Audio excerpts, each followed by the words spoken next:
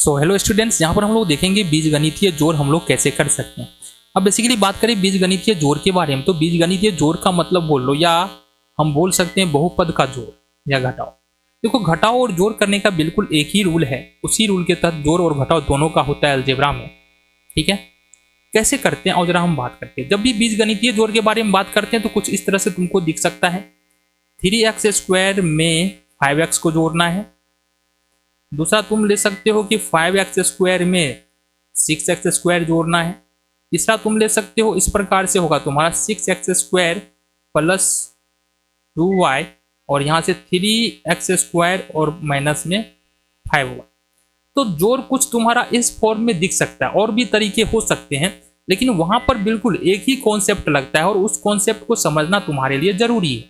अब कॉन्सेप्ट क्या है? बीजगणित के जोड़ और घटाव को समझने के लिए सबसे पहले तुमको समान पद और असमान पद को समझना पड़ेगा।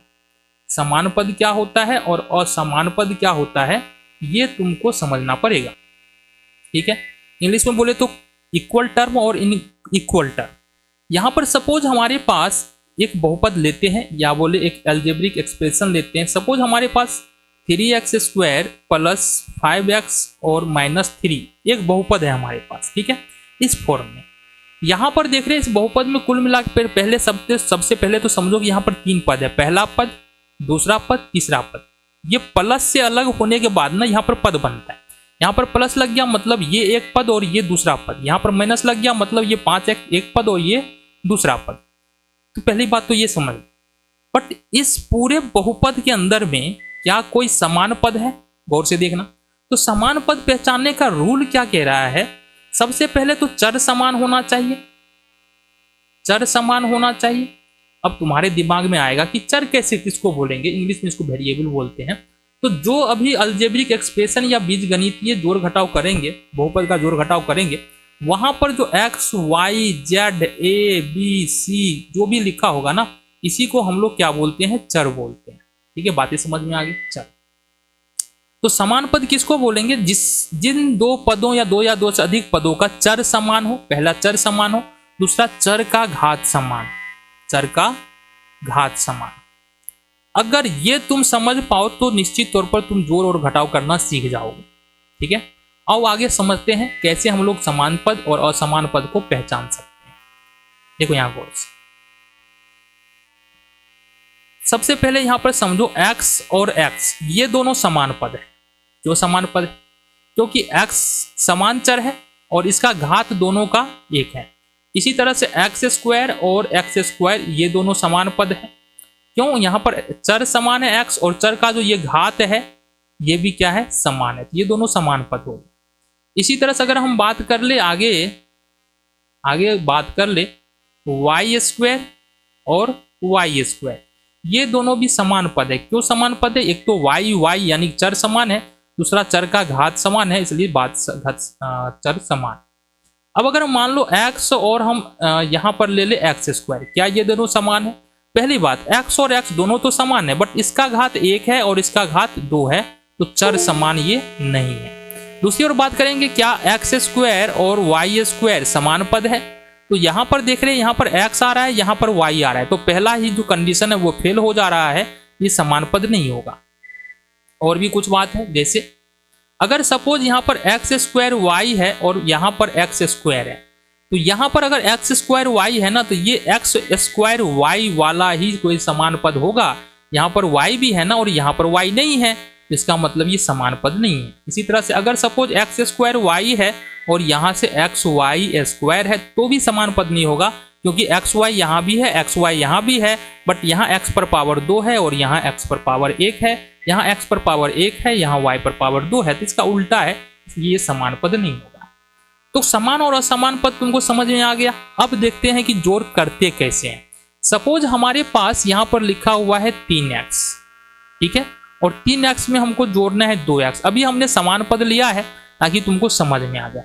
तो यहाँ पर पहली कंडीशन तो हम चेक करेंगे, क्या x है, पावर 1 है, पावर 1 है, तो ये समान पद हो गया। अब जोड़ते किसको है? यहाँ से 3 और 2 इसको बोलते हैं गुणांक। x का गुणांक 3 है और इधर x का गुणांक 2 है। 3 और 2 इसी को जोड़ना है, 5 हो जाएगा। और इस दोनों x के बदले में या तीनों x हो, पांचों x हो, यहाँ पर x लिख देंगे। जैसे उदाहरण के तौर पर अगला उदाहरण देखते हैं, एग्जाम्पल 1, एग्जाम्पल 2 देखते हैं। 3x plus 5x plus 2x plus 7x। यहाँ पर बहुत सारा 1 2 3 4 पद तुमको नजर आ रहा है।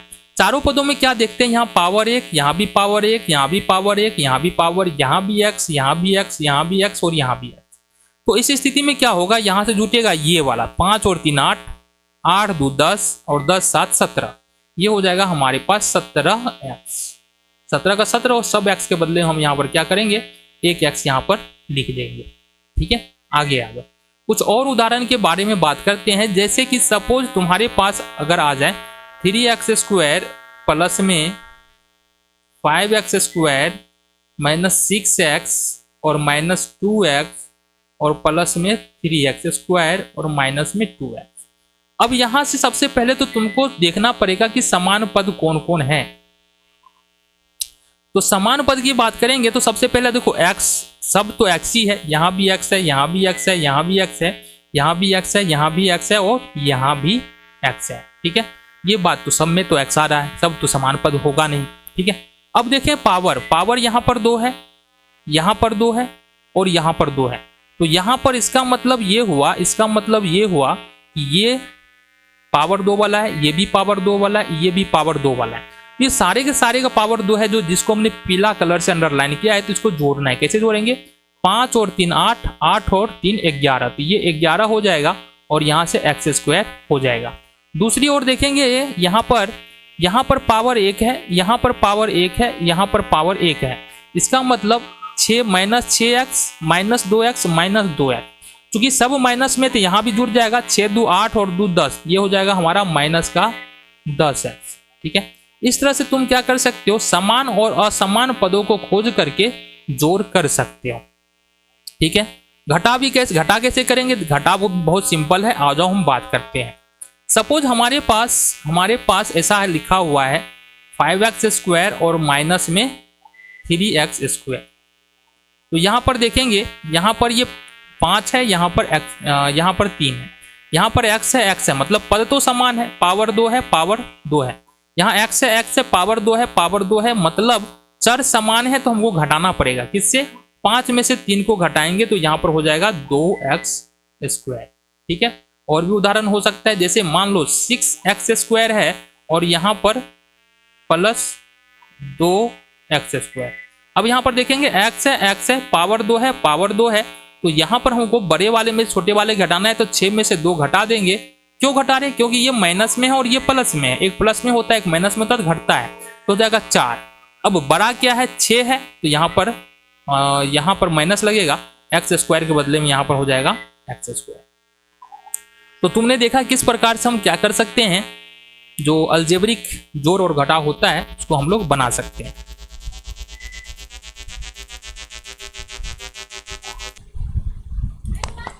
हेलो स्टूडेंट्स, यहाँ पर हम लोग देखेंगे जो अलजेब्रा का गुना होता है, यानी बीजगणितीय गुना होता है, उसको हम लोग कैसे करते हैं। देखो, बीजगणितीय गुना को समझने के लिए ना, बीजगणितीय गुना को तो हमको समझना है। ठीक है, इसको समझने के लिए सबसे पहले तुमको समझना होगा चर और अचर को, ठीक है, तभी जाके समझोगे। देखो, चर क्या होता है, इंग्लिश में इसको वेरिएबल बोलते हैं, चर को। इंग्लिश में जितने भी लेटर्स है XYZ ABC, सबको हम लोग चर बोलते हैं। ठीक है, मैथमेटिक्स में इसको हम चर बोलते हैं। अचर किसको बोलते हैं, फिर अचर किसको बोलेंगे अगर इसको चर बोलेंगे तो। अचर का मतलब होता है कांस्टेंट, इंग्लिश में कांस्टेंट बोलेंगे इसको। और जितने भी नंबर्स हैं ना तुम्हारे पास, 3/2 हो जाए, -1 हो जाए, √3/4 हो जाए, -1/2 हो जाए, तो ये जितने भी नंबर्स हैं ना, ये सब का सब क्या है, अचर हो जाएगा। ठीक है, ये अचर आ जाएगा। अब समझो, अगर चर और अचर को गुना करना है तो ये तो बड़ा सिंपल है। सपोज अगर 2 को अपन x से गुना करते हैं तो ये कितना हो जाएगा, इसको लिखेंगे अपन 2x, या 2x लिखा हुआ है तो इसका मतलब क्या होगा, इसका मतलब होगा 2 गुने x। दोनों बात समझो, 2 गुने x करेंगे 2x, और 2x लिखा है इसका मतलब 2 गुने x। ठीक है, देन अगर मान लो 4 यहाँ से देखेंगे ना, अगर हम इसको गुना करते हैं 3x प्लस नहीं लेंगे, गुना ना, गुने 2y और गुने में 3z, इसको कैसे गुना करेंगे? तो ये भी बहुत आसान है। 3 दूनी 6 और 6 3 18, ये हो जाएगा 18xyz। ये बातें समझ में आ गई तुम? अब आ जाओ, अब अगर समान चर को गुना करते हैं तो क्या होता है? समान चर को गुना करेंगे तो क्या होगा, इसके लिए हम देखते हैं आगे। थोड़ा इसको ऊपर कर लेते हैं। यहां से हमको देखना है समान चर का गुना, समान चर का गुना।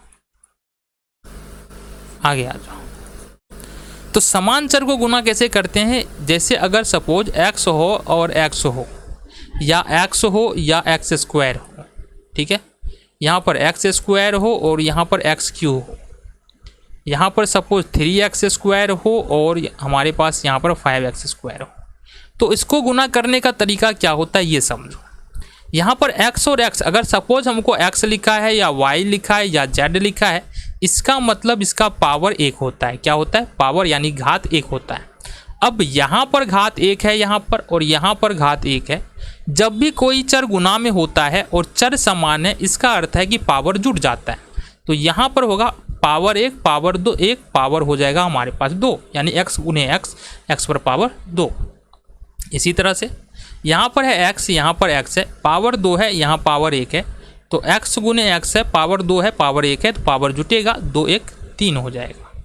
इस तरह से x गुने x पर पावर 2 है, x पर पावर 3 है, तो x पर पावर x का x लिखेंगे, गुना में है तो 3 और 2 कितना होगा? 5। अब आ जाओ, इसको कैसे गुना करें? अच्छा, यहाँ पर x के जगह पर जरूरी नहीं है x समान चर x भी हो जाए।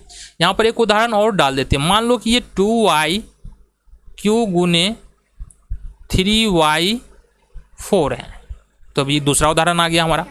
तो अब यहाँ से क्या करना है ना, इस 3 और इस 5 को पहले मल्टीप्लाई कर लो, तो ये 15 हो जाएगा। x पर पावर 2 है, x पर पावर 2 है, तो x पर पावर हमने कहा गुणाम है तो पावर जुड़ जाता है। अब आ जाओ, ये 2 को यदि 3 से मल्टीप्लाई करें तो 3 दूनी 6 हो जाएगा। देन x पर पावर 3 है, x पर पावर 4, y पर पावर 3 है, y पर पावर 4 है, तो y का y और 4 3 7। तो इस तरह से हमने देखा कि गुना कैसे कर सकते हैं, बट इसमें कुछ बातें और अभी रह जाती है जिसको हम लोग देख लेते हैं। आ जाओ, यहाँ पर हमको देखना है अगर प्लस माइनस का फंदा हो तो क्या कैसे गुना करेंगे। आ जाओ, सेम पकड़ते हैं हम, सेम नहीं पकड़ के दूसरा भी उदाहरण ले सकते हैं। अपने को मान लो कि माइनस एक्स को यदि y से गुना करना पड़ जाए तो क्या होगा? एक प्लस में एक माइनस में है, y प्लस में है, x माइनस में है, तो ये माइनस का xy हो जाएगा। ठीक है, बातों समझो।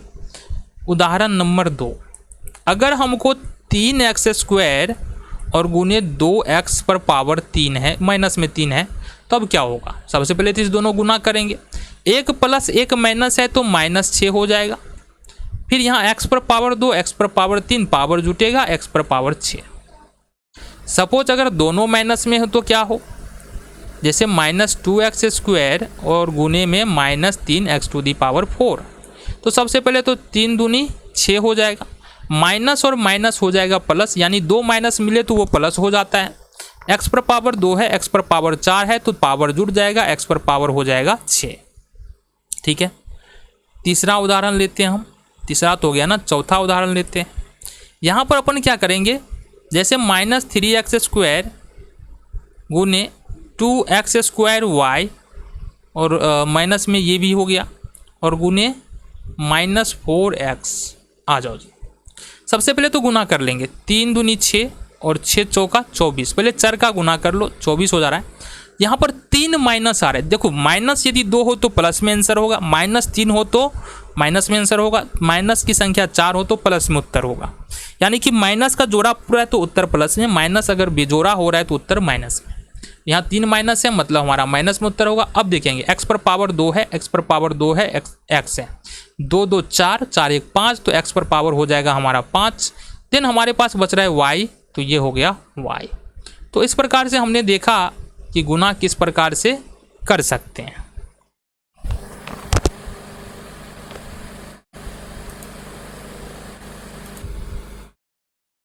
हेलो स्टूडेंट्स, यहाँ पर हम बात करने वाले हैं आयत के बारे में। आयत क्या होता है, आयत का परिमाप क्या होता है, आयत का क्षेत्रफल क्या होता है, आयत का परिमाप कैसे निकाल सकते हैं, आयत का क्षेत्रफल कैसे निकाल सकते हैं, और एक और चीज़ आता है आयत का विकर्ण, विकर्ण कैसे निकाल सकते हैं। तो देखो आयत एक बहुभुज है, ठीक है, क्या है हमारा, अगर आयत का डिफिनीशन लिखे तो आयत एक बहुभुज है, एक बहुभुज है जिसकी 4 भुजाएं होती है। कितनी भुजाएं होती है, 4 भुजाएं होती है, ठीक है, 4 भुजाएं होती है और 4 कोण होता है। कितना आयत, अभी मोटा मोटी देखो ना, आयत एक बहुभुज है जिसकी अगर भुजाएं देखेंगे तो 4, कोण देखेंगे तो 4, और सभी कोण जो है वो 90 डिग्री के बराबर होगा। भुजाएं देखेंगे तो आमने सामने की भुजाएं बराबर होगी, आमने सामने की भुजाएं बराबर होगी, ये आयत होता है। जैसे कि ये हमारा एक आयत है, suppose A B C D, यह एक आयत है, ठीक है। यहाँ पर इस आयत में देखेंगे तो ए बी बराबर है डी सी के और ए डी बराबर है बी सी के, यानी ये भुजा इस भुजा के बराबर है और ये भुजा इस भुजा के बराबर है। अगर आयत की परिमाप के बारे में बात करें तो आयत का परिमाप क्या होता है, आयत का परिमाप, देखो आयत का परिमाप अगर हम निकाल, परिमाप का मतलब क्या होता है कि जितनी भुजाएं हैं ना, सभी भुजाओं का योग, या सपोज यह एक मैदान है और मैदान में मैदान की जो चारों तरफ की जो लंबाई होगी उसको हम लोग एक परिमाप कहते हैं, ठीक है। जैसे अगर मान लो तुम्हारे नोटबुक का परिमाप निकाल ले, कॉपी का परिमाप निकाल ले, तो चारों तरफ कॉपी का चारों तरफ मापो स्केल से, और ये जो कुल लंबाई का योग होगा वो परिमाप होगा। तो यहाँ पर आयत का परिमाप निकालने के लिए क्या करेंगे, 2 गुने लंबाई और प्लस में चौड़ाई, ये सूत्र लगाते हैं, 2 गुने लंबाई प्लस में चौड़ाई। अब देखो क्वेश्चन एक बनता है, किसी आयत की लंबाई 6 मीटर और चौड़ाई 4 मीटर है, तो परिमाप क्या होगा, ठीक है, परिमाप क्या होगा। तो यहाँ पर जो है ना, लंबाई बराबर कितना निकल गया, लंबाई बराबर आ रहा है 6 मीटर और चौड़ाई यानी कि b बराबर आ रहा है 4 मीटर। तो अब अगर हम यहाँ से परिमाप निकालें तो परिमाप के बारे में हमने क्या बताया अभी, तो आयत का परिमाप बराबर अभी हमने बताया है 2 इंटू लंबाई प्लस में चौड़ाई, ठीक है। तो 2 का 2 हो जाएगा, L का मान यहाँ पर, L मतलब लंबाई, L का मान यहाँ पर 6 मीटर है और B का मान यहाँ पर 4 मीटर है। तो यहाँ से हो जाएगा 2, 6 और 4 कितना होगा 10। अब यहाँ पर कोई चिन्ह है नहीं बीच में कोष्ठ के अंदर में, इसका मतलब गुना का चिन्ह होगा, 2 गुने 10 बराबर में 20 मीटर। तो कहने का मतलब क्या है, कहने का मतलब ये है कि यहाँ पर जो तुम्हारा परिमाप निकल के आया है वो निकल के आया है 2 गुने 10 यानी 20 मीटर। अब आगे आ जाओ, ये तो परिमाप का बात हुआ। अब सपोज अपने को निकालना है आयत का क्षेत्रफल, क्या निकालना है, आयत का क्षेत्रफल निकालना है। तो सबसे पहले आयत ले ले, ये हमारे पास एक आयत है, नामकरण कर देते हैं A B C D। तो यहाँ पर आयत का क्षेत्रफल बराबर क्या होता है, अगर सूत्र को देखेंगे, आयत का क्षेत्रफल बराबर होता है लंबाई गुने में चौड़ाई, L फॉर लंबाई, B और यहाँ पर B फॉर चौड़ाई।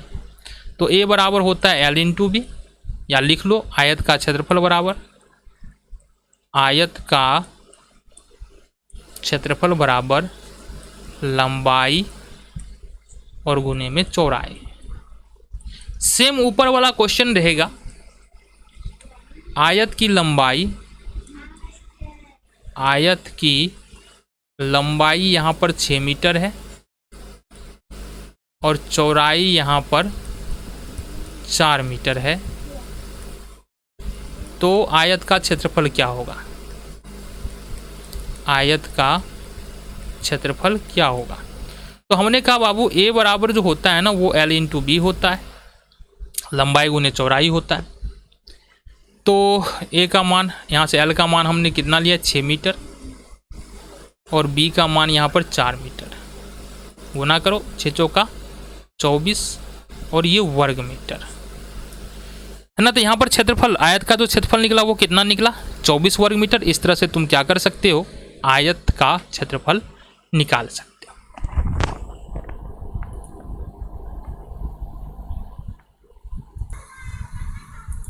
हेलो स्टूडेंट्स, यहाँ पर हम लोग देखेंगे सर्किल के बारे में। सर्किल मतलब होता है वृत्त का बारे में। और देखो वृत्त होता क्या है, वृत्त होता क्या है। अगर एक निश्चित बिंदु से चारों ओर समान दूरी पर स्थित बिंदुओं को यदि मिला दे तो एक सर्कल का निर्माण होता है। कहने का मतलब यह है कि ये एक बिंदु है और इससे निश्चित दूरी पर, चूंकि मान लेते हैं 7 सेंट, यहाँ पर 2 cm पर ये बिंदु है और 2 cm पर ही सारे बिंदुओं को हम क्या कर रहे हैं, यहाँ से मिला रहे हैं। तो ये एक सर्कल का निर्माण होता है। हमारा जो है ना बिल्कुल सीधा नहीं बना है, बट ये सर्कल का यही डिफिनीशन होता है। अब यहाँ पर जो निश्चित दूरी हमने लिया था 2 सेंटीमीटर, इसको बोलते हैं वृत्त की त्रिज्या। क्या बोलते हैं, वृत्त की त्रिज्या। अब यहाँ पर अगर तुम देख लो तो ये जो तुमको दिख रहा है ये होता है वृत्त की त्रिज्या, और ये जो पूरा लंबाई दिख रहा है बिल्कुल गोल सा, इसको बोलते हैं अपन वृत्त की परिधि।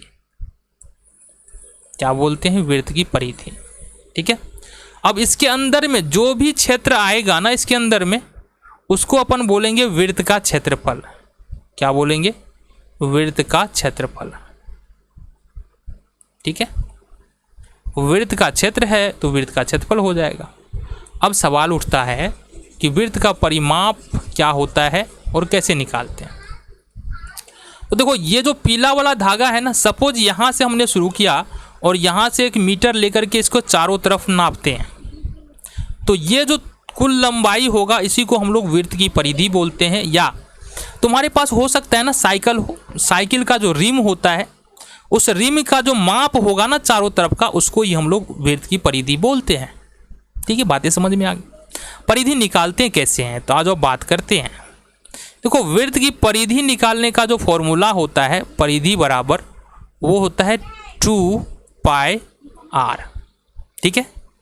जहाँ पर हम पाई का मान जगह जगह पर अलग अलग हो जाता है, कहीं पर हम 22/7 लेते हैं और कहीं पर हम पाई का मान जो है वो 3.14 लेते हैं। अभी के लिए अपन 22/7 ही लेंगे।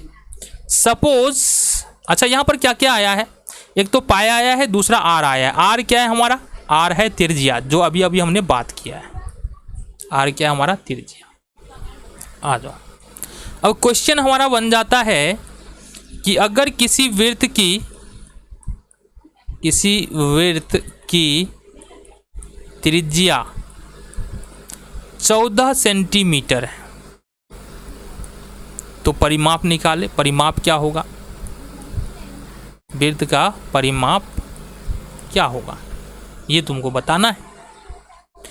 तो यहां से समझो, अगर किसी वृत्त की त्रिज्या 14 सेंटीमीटर है तो परिमाप बराबर, वृत्त का परिमाप बराबर क्या होता है, वृत्त का परिमाप बराबर अभी अभी हमने बताया ये होता है 2 × पाई × r। अब आ जाओ, 2 पाई का मान हमने बताया अभी 22/7 पकड़ेंगे और r का मान यहाँ पर 14 है। काटो, 2 सत्ते 14, 7 दूनी 14, 22 दूना 44, 44 दूना 88 सेंटीमीटर। तो यहाँ पर हमारा क्या निकल के आ जाता है, वृत्त का परिमाप, जो कि निकलता है 88 cm। अब आ जाओ आगे देख लेते हैं। यहाँ पर बात करें वृत्त का क्षेत्रफल, तो वृत्त का क्षेत्रफल बराबर सूत्र क्या होता है, वृत्त का क्षेत्रफल। और वृत्त का क्षेत्रफल बराबर सूत्र होता है πr²। फिर से पाई का मान अपन वही रखेंगे, या तो 22/7 रखेंगे या पाई का मान 3.14। तुम्हारे बुक में अगर प्रश्न आता है तो दिया होगा। ठीक है। अब क्वेश्चन सेम हम ले लेते हैं। यदि किसी वृत्त की त्रिज्या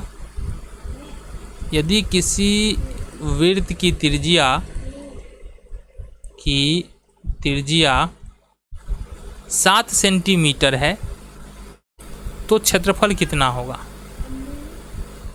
क्षेत्रफल कितना होगा सॉल्यूशन देख लो इसका। तो हमने कहा बाबू वृत्त की त्रिज्या है ना हमारे पास गिवन है r बराबर 7 सेंटीमीटर और एरिया यानी कि क्षेत्रफल बराबर होता है वृत्त की 2 पाई r।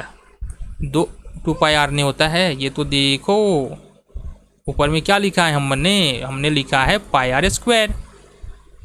पाई का पाई यानी कि 22/7 हो जाएगा। r स्क्वायर का मतलब r गुने r, तो r का मान हमारे पास 7 है, फिर से एक r का मान यहाँ पर 7 है। 7 से 7 कैंसिल, 22 सत्ते 154 वर्ग सेंटीमीटर। तो इस तरह से तुम क्या कर सकते हो, वृत्त का परिमाप निकाल सकते हो, देन वृत्त का परिमिति निकाल सकते हो।